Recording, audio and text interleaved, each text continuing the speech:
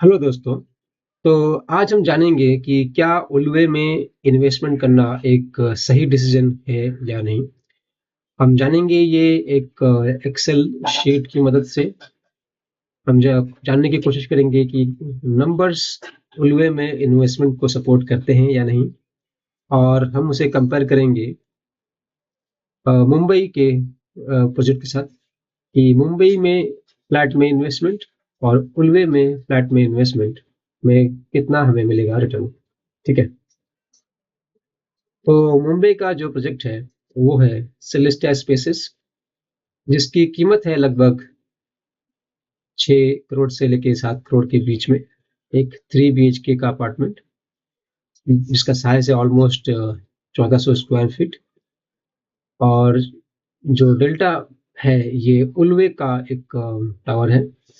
और delta towers में एक सिमिलर 3 BHK की कीमत होगी ऑलमोस्ट 1.86 करोड़ रुपए। और इन्हीं दो टावर्स में अगर हम फ्लैट खरीदने के बजाय रेंट पे लेना चाहेंगे तो डेल्टा में 3 BHK का रेंट होगा 48,000 रुपीज। और सेलेस्टिया स्पेसेस में 3 BHK का रेंट होगा 2 लाख रुपए। ठीक है। तो ये तो डेटा मैंने लिया है मैजिक ब्रिक से। अब हम जानते हैं कि दोनों टावर्स के बीच में डिस्टेंस कितना है। तो ये रहा गूगल मैप। हम चेक कर सकते हैं कि दोनों टावर्स के बीच का जो डिस्टेंस है वो ऑलमोस्ट 23 किलोमीटर है, जो कि एक कार से ऑलमोस्ट आधे घंटे में इस दूरी को तय किया जा सकता है। तो ये तो रहा डिस्टेंस इन दोनों टावर्स के बीच में। और ये रहा मुंबई, और ये रहा उल्वे, नई मुंबई। तो अब हम देखते हैं ये नंबर्स एक एक्सेल शीट में फीड करते हैं और देखते हैं कि एक्सेल शीट से हमें क्या मिलता है। तो मान लेते हैं कि 2025 की शुरुआत में हम एक 3 BHK लेते हैं उल्वे में, जिसका कॉस्ट होगा 1,86,000। मैं ये मानता हूँ कि हमने बहुत ही अच्छा नेगोशिएशन किया और 1 lakh I am sorry 1 crore 86 lakh हमने बहुत अच्छा नेगोशिएशन किया। और 1 lakh I am sorry 1 crore 86 lakh में ही हमारा जो फ्लैट का कॉस्ट है और stamp duty, registration, brokerage charges, ये सभी मिला के हमने 1 करोड़ 86 लाख में उस फ्लैट को परचेस किया। और मैं ये मानता हूँ कि हमने बहुत अच्छा नेगोशिएशन किया सेलेस्टिया स्पेसेस में भी। और वहाँ भी हमने 6 करोड़ के अंदर ही स्टैम्प ड्यूटी, रजिस्ट्रेशन और ब्रोकरेज चार्ज सब कुछ मैनेज कर लिया। तो 6 करोड़ हमने इन्वेस्ट किए सिवरी मुंबई में, और 1 करोड़ 86 लाख हमने इन्वेस्ट किए उन्वे में। अब क्योंकि ये दोनों फ्लैट्स हमने इन्वेस्टमेंट के लिए लिए हैं तो हम इसे रेंट पे देंगे। तो जो महीने का रेंट है डेल्टा में, उल्वे में, वो है 48,000 पर मंथ।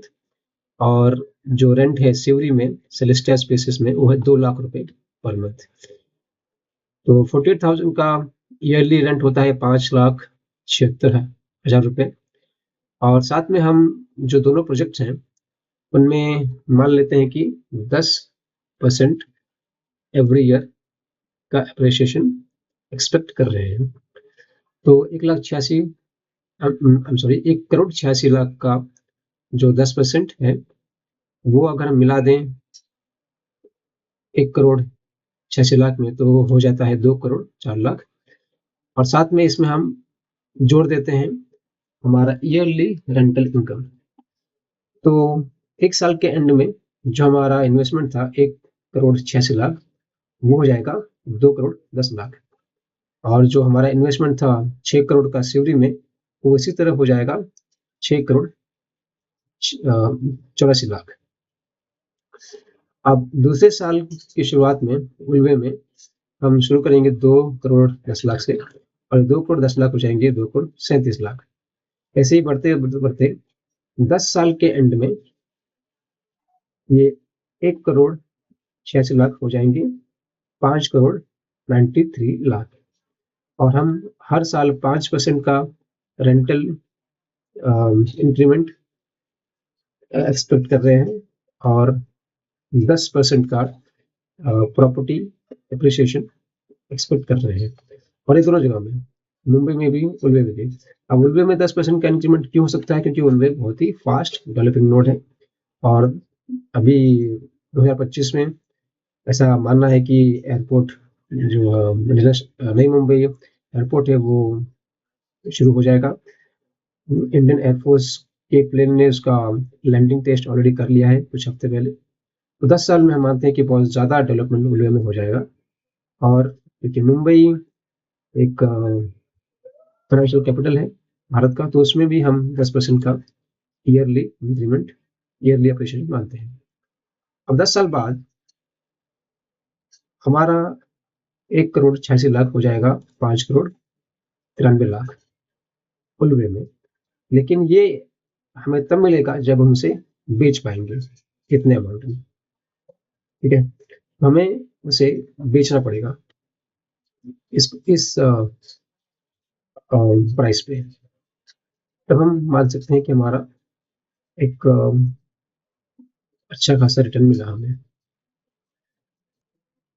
सिमिलरली सिवरी के अपार्टमेंट को भी हमें बेचना पड़ेगा 20 करोड़ में। जब हम उसे बेचेंगे तभी तो हमें उसमें मिलेगा हमारा रिटर्न। तो सवाल ये है कि 10 साल बाद सिवरी और उल्वे दोनों में जिस तरह का डेवलपमेंट होगा, तो कौन सा अपार्टमेंट बेचना आसान होगा? 10 साल बाद क्या 20 करोड़ होंगे एक 3 BHK लेने के लिए किसी के पास? क्योंकि भारत में कितने लोग हैं जो 20 करोड़ में एक 3 BHK को परचेस कर पाएंगे?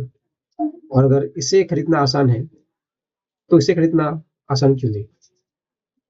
हमें ये भी चेक करना होगा कि हम जब मार्केट में बेचने निकलेंगे 10 साल बाद इन दोनों फ्लैट्स को, तो कौन सा फ्लैट बेचना ईजी होगा? सिवरी के फ्लैट को 20 करोड़ में, या उल्वे के फ्लैट को 5,93,00,000 में? आप अपने सुझाव और अपने ओपिनियन कमेंट बॉक्स में मेंशन कर सकते हैं। अगर मैंने कुछ गलतियाँ की हैं यहाँ पे तो आप उसे भी मेंशन कर सकते हैं, और इसी तरह की जानकारी के लिए आप हमारे चैनल को सब्सक्राइब कीजिए। Thank you.